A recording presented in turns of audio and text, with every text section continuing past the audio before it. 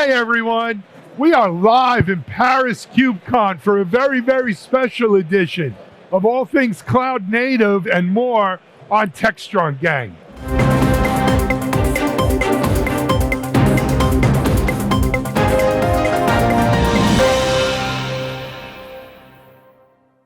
All right, we're back here. We're live. If you can't hear the roar of what's going on this show floor, it's because our mics are really good. But it is a raucous, you like that word? It's a raucous crowd here at Techstrong, we are Techstrong, at Kubecon in Paris. And it's been an interesting first day. Mike, I know you were at a whole bunch of the conferences and keynotes. I went to the keynotes, the press conferences, and there were 12,000 of my closest new friends at the keynote this morning, so that was pretty cool. I think it's close to, well, there's 13,000 people here, so yeah, probably 12,000. Mitch and I have been holding down the fort here doing interviews, and we've seen a few trends already, I think, starting to emerge. Some of them are probably to be expected, some maybe not. The first thing I wanted to talk about is the continuing maturation of the cloud native platform or the cloud native ecosystem, much as we talk about like with DevOps and DevOps Next, right? Where we're seeing less point solutions that you need to cobble together to more cohesive platforms, and it's almost platforms within platforms. Kind of like nested Russian dolls, right? And, a lot of the interviews that we did today, Mitchell, that was the theme. And it goes with, what is today's product is tomorrow's feature. Mm-hmm. And we're seeing that a lot. Yeah. I'm hearing it from the vendors and people we're talking to. It's also another parallel with DevOps is it isn't cloud native, literally microservices and containers and just that, right? As narrowly as you want to define it. It's the ecosystem of developing cloud applications, ranging from OpenShift as cloud native to, Kubernetes and these things, but it's also the platforms that support all of that. And I think that's what everyone's realized is this is so complex. You can't do point solutions all over, up and down the stack, horizontally, vertically. It's crazy. There's so many variables. I think we were talking about this earlier, but how much of this show now is IT ops people and the back end of the DevOps people versus when we first started coming into this, it was mostly developers. All developers. Right. All developers. That was just a couple of years ago. It wasn't primarily developers. But, many of the interviews I did today, it was about taking the load off developers, making it easy for developers, whether it's through using AI or ML or just better designed programs for them. It was about making life easier for developers. There's a tension here, though, because there's an irony in the whole thing. Originally, Kubernetes was driven by the so-called full-stack developers, of which there are not many. And then they convinced the IT ops people, somewhat unwillingly, to embrace Kubernetes because it has standard APIs, and they finally got it. But now the rest of the developer community is dragging its heels because the abstraction layer is not a lot of fun yet. It's not. It's still hard. Kubernetes is not easy. It's hard for the developers still. And so I think that the next wave of this thing is we got to get to another abstraction above Kubernetes, just that the developer sees, so they don't see all this underlying stuff. There's a growing WASM community that's kind of banging that drum, saying that WASM's going to be the new front end for Kubernetes, and that WASM will replace containers with something that's more of a lighter weight component model that runs faster. It's all integrated. There's a couple of announcements around that today and a couple tomorrow. But that's going to take a while. WASM is early. I mean, WASM doesn't really have a vendor ecosystem that's meaningful yet. It has a couple of players. It's 2 players. And it might be 2-3 years before WASM is fully, enterprise ready. It'll be longer than that. I'm sorry, go ahead, I was Mitch. going to say the irony is Kubernetes is everywhere. It's not just developers and not just ops. It's in all these products that are being run in the cloud, right? Whether you're running OpenShift, but you're running it on Kubernetes, or you're running an object store database that's interfacing through, it's all managed through Kubernetes. So in a way, I don't know if we're making our problem harder or easier. Maybe we're building up the expertise to operate these things, but it's sort of proliferating the same technology. I will tell you that there are certain vendors that they have a credibility problem, right? Because they've been running around saying that we abstract Kubernetes and we'll create the development environment for you. And yet, you talk to every developer out there and they're like, that stuff's still too complicated. So all that talk about developer productivity, cloud native, and those platforms, something's not connecting. There's a piece missing. So, you talk about containers and Kubernetes. I spoke with Scott Johnston, the CEO of Docker, about this. And I will tell you, Docker pivoted in 2019, I think we all know this, to really focus on developer. And they're trying to make it easy for the developer not to deal with Kubernetes, right? By using some of these new Docker tools. I don't know if abstracting Kubernetes out is the answer. I would tell you one of the first vendors to announce support for WASM was Docker. Really? Yeah. Oh, really? Okay, full circle. Number one. There you go. But I think what it is, though, it reminds me when cloud first came out, right? Our friend Rich Mogul had a term called cloud washing security, which was taking security and just moving it up to the cloud, but it wasn't really designed from the ground up. A can down the Right. floor, right? I think what we've seen is cloud native wash developer tools, where we just kind of slammed Kubernetes onto it and all that entails, and said, okay, developer, you got to develop in this environment. And now I think companies like Docker and some of the other companies we've interviewed here today are saying, no, that's not the right approach. We don't need to shove Kubernetes down their throats. And whether it's an abstraction layer, AI, more automation, what have you. Serverless, that's another option. Developers want to write code. Right. Everything you do that takes them away from writing code because they're doing something else or waiting on something else ruins their productivity. So I think that's the focus. I mean, when I look at Docker build and I listen to them, to me that sounds like a DevOps platform. They're just not calling it that. It sits up in the cloud. I did speak to him about that. He DevOps had a by very another interesting name, answer. You'll need to watch my interview to find out. But yeah, they are definitely looking to shake up the CI/CD market to make it easier for developers. Another big theme, not unexpectedly, but it's platform engineering. Constantly, as well as AI, kind of the two bookends of every conversation has at least one or both of those in those, at least AI. It's interesting too that, platform engineering, there's different ways, segments of what we think of that is. One of them is the developer portal, the internal developer portal. There's also a school of thought now around, well, that's kind of a bookshelf or a shopping shelf for all of the pre-built patterns, things, configurations, tools, etc. But it doesn't eliminate a lot of the work that it takes. It just kind of puts a bit of a garden around it. And maybe we need more cloud development environments that are kind of built for you to be productive. Maybe. I was talking to a fellow who was one of these agile framework people and, hardcore, and he was not having the platform engineering conversation because he was like, the whole point in his mind of agile was, I get to choose my tools. I want to be in charge of that. And now you're telling me that the man is back from central IT with platform engineering and I'm here to help. And telling me how I'm going to do things. And he's like, thanks, but no thanks. One standing behind him was the waterfall person, right? Like, well, wait a minute. Yeah, maybe. So yeah, that I always try not to discuss politics and religion. Anyway, hey, let's take a break. We'll be back with Techstrong Gang in a minute.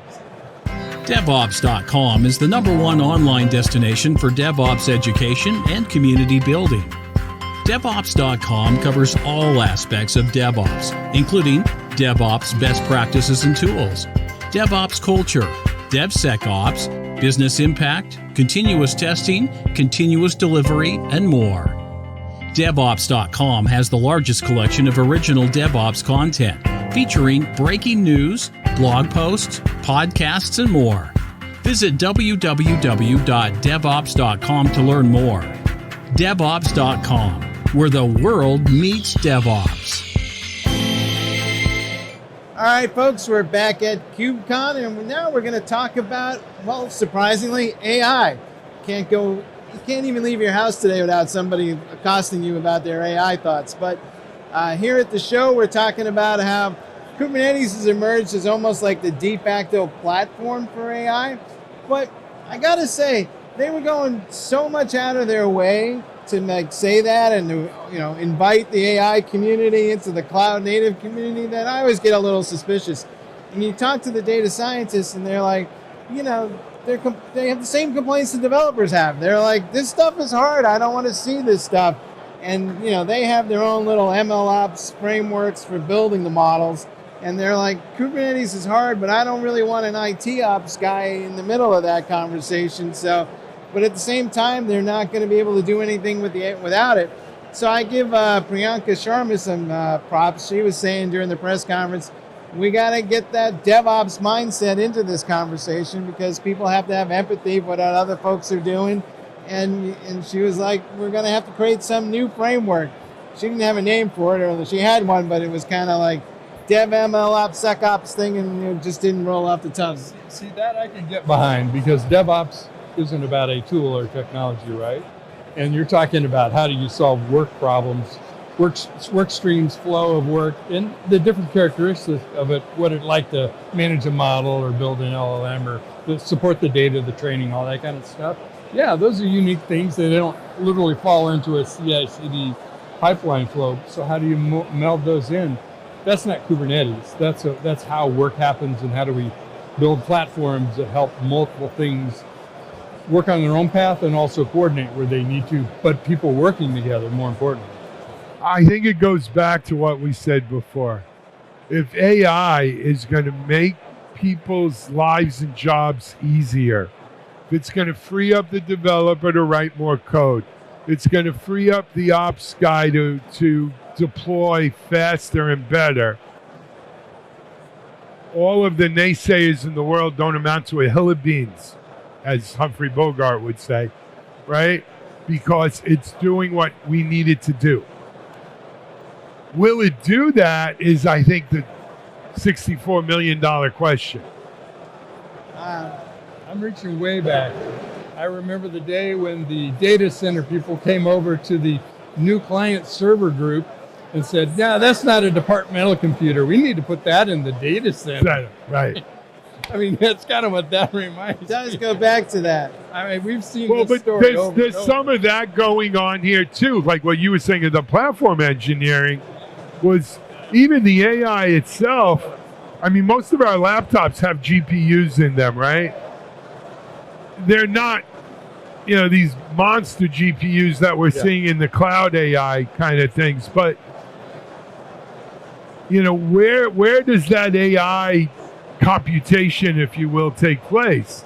Do we need to be connected back to the cloud, or is it on our laptops? Yeah, most of the heavy, GPU AI stuff can't be done locally, right? On any sizable amount, you got to do it. Yeah, in some farm. So on a previous show, I think it was you, we were talking about whether an AI model is an artifact that fits in the pipeline and can you manage it like any other artifact, or is it on some orthogonal track that goes alongside? You've been at the show. still got the same opinion, or is that evolving? I think it's, traditional physics and quantum computing, they're kind of like the AI never has an estate until you observe it. At least our understanding of how it fits into the workflow is still pretty ephemeral. And I think a lot of that is just knowing, we know how to manage models, for expert systems, et cetera. But training LLMs and protecting data, there's so many things we're learning. Maybe the big enterprises have been doing it long enough. I think for us, I think of it as the common factor is it's a data management problem. It's about the data for the model. The model is just a construct of how it uses that data. So we can pick up maybe some things from the database world and from data management platforms. But I think there's a lot to be done to figure that out. That's just my opinion. I can't make up my mind as to whether or not AI will force a restructuring of the way IT teams are organized, because today we have developers and data engineers and the DBAs, and then we got the data scientists and the security people. And there are those separation of concerns that we just need to figure out how to work more closely together, or do we need to throw the whole thing up again and kind of figure out a whole new model? I think you know the answer to that. They're going to form new groups because the manager's got to have a title too that's got AI in it, right? So that has nothing to do with the problem. Yeah, no. That's not the problem we're talking about. No, this is not a problem. That's about the resume. It's culture. Boy, we sure dipped into sarcasm there. My fault. But raise your hand if you're surprised that AI is going to have a big role here, a big presence. I don't see any hands out there in TV land. Anyway, moving on from AI, let's talk about our next topic right after this.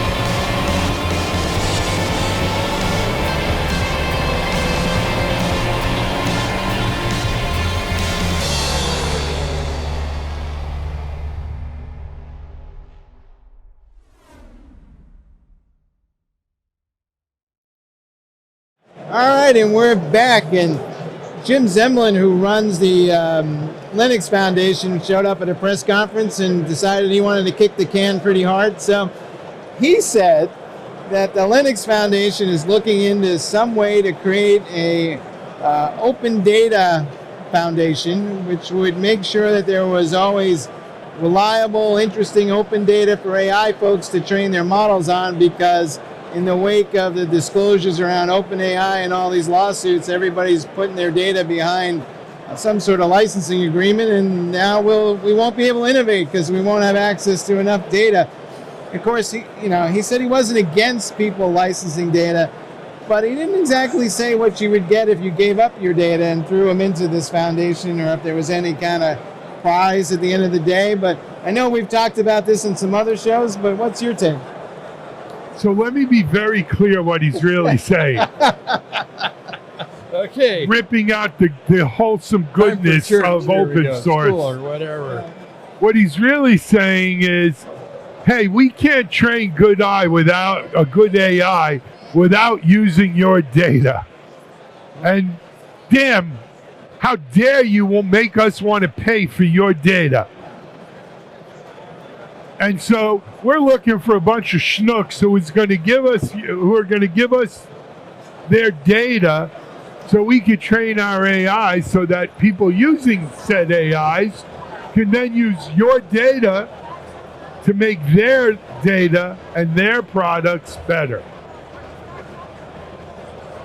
I don't buy it. I think that's the only time it works that's is when you anonymize move. it, right? I mean, what? The only time that kind of works is when you anonymize data to share it with other people. I mean, because almost by its very nature, you're saying, yeah, no, you can take my data. It's not really valuable.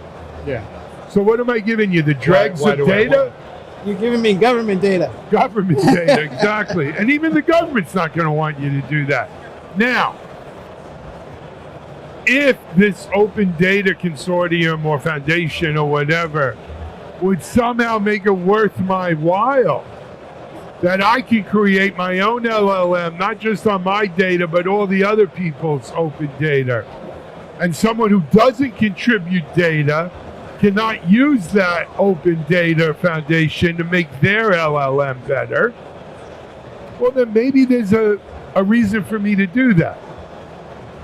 Well, part of me says, try to put something together. If it's valuable, it'll grow legs and become something. And if I think, but you got to have that value prop. You got to start figuring Why out would what I that give is. you my data? Right. What am I getting out of that? I confess I'm having something of an existential crisis about all this. Because, as a person who generally writes for a living or creates video, I feel like I'm on the cusp of creating content for machines, which in turn create more content. And then, I'm basically writing for machines as much, maybe more so than humans. It's like training the outsourcers to take your job, right? Yeah, but here's the kicker too. Those machines are then creating content that humans will consume, and you don't get any credit or comp for that. Now, I have read some articles about, I guess, in the news world, some of the bigger Are news making aggregators deals with open do AI. licensing deals, and now they're thinking for AI. So I think that's what's OpenAI going to happen. That seems to me the logical path. look at graphics, for instance, right? Whether you have, there's any number of graphics clearinghouses. It's pretty well settled today. If you're running a reputable site, you're not just, cut and pasting off the web other people's graphics. I think we need to have a similar come to Jesus moment around people's data And for AI. And of course, there's lawsuits at the bottom of this where folks are talking about fair use versus copyright, and a lot of the OpenAI folks in particular are trying to say that, well, we just scraped your websites and it's all fair use, so it's all good. But I'm like, if you're going to scrape my website to do that, I will put everything behind a reg wall, and I will never create any more content to train your AI model, because ultimately we have families to feed, and stealing is morally wrong. I don't care if it's legally right, but it's morally wrong. Absolutely. Let's draw a parallel that doesn't work, and that's open telemetry. Is it the data that they're sharing, or it's the format of the data? It's getting the data. That's been an extremely successful open source project, but it's what you do with the data that you collect, not submitting your data to some open source. Like I said, there's got to be a good value prop for the people who submit their data. A lot of work to figure that out. I agree. Agreed. So, other than that, it'll be successful. We'll see. I'm Let's calling see. my union rep. Do you have a union rep? No. Oh, good. We need to form one, clearly. Just what I need. I don't have enough on my plate. You have your card? I don't have my card. Anything else you want to add to the discussion? No, this has only been day one, and you can imagine we've had a lot to talk about on the first day, so I can't wait to see what tomorrow We'll be a lot smarter by Friday. And remember, we are streaming live. It is on Paris time, so if you happen to be in Europe or Asia, it works for you. But then we're replaying that stream later in the day for our friends back home in North America or South America. So you can, if you can't make it out here to Paris, Kubecon, you can follow along with us here on Techstrong. And it's going to be a great week. For Mitchell and Mike and myself, it's a wrap. SecurityBoulevard.com is the leading resource for news, analysis, and education on challenges facing the cybersecurity industry. SecurityBoulevard.com covers all aspects of cybersecurity, including data security, DevSecOps, cloud security, application security, network security, security threats, and more. SecurityBoulevard.com has the largest selection of security content, featuring breaking news, blog posts, podcasts, and more. Visit www.securityboulevard.com to learn more. SecurityBoulevard.com, home of Security Bloggers Network.